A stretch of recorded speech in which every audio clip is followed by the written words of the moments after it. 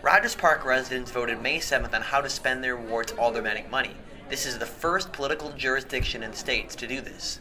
So RogersPark.com took to the streets to report. So my name is Chanel Hutchinson, and I'm with RogersPark.com, and we're doing an exiting poll survey. And I wanted to ask you, how did you feel about the whole thing? What was your experience?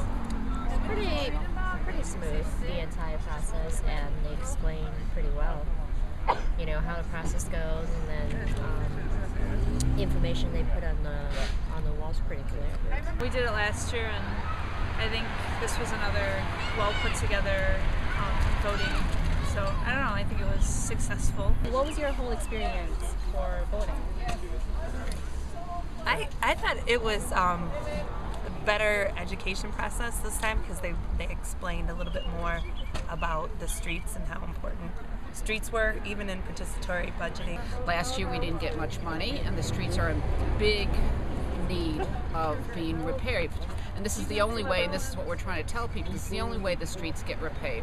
When asked about street repairs, this young couple had a completely different take on the question. If you can put any percentage into the streets, how much would you put in there? Oh, 100%. 100%. Well, actually 120. As much as I can to change what's going on out here in the streets today. This man near Howard Street was too preoccupied with just getting by to worry about budgeting. So were you aware of the participatory budgeting initiative by Alderman Joe Moore? No. I haven't been following politics lately. I'm just trying to survive. Meanwhile, at the voting station, residents chose among creating bike paths, improving streetlights, and building dog parks to complement the percentage of the $1 million budget they wanted to put toward patching up potholes. If you only vote 50% of the streets, it's going to take over 24 years to repave all the streets. Even if we voted, $1 million and took the whole budget, we can only get 19 streets done.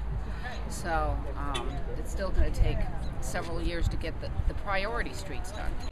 In the end, residents chose to put 57% of the total infrastructure budget towards street repairs. That's much less than the 80% the street committee had hoped for. And what about that dog park?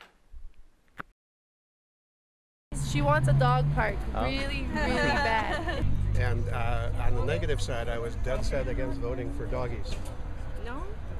Why no dogs? It's a luxury.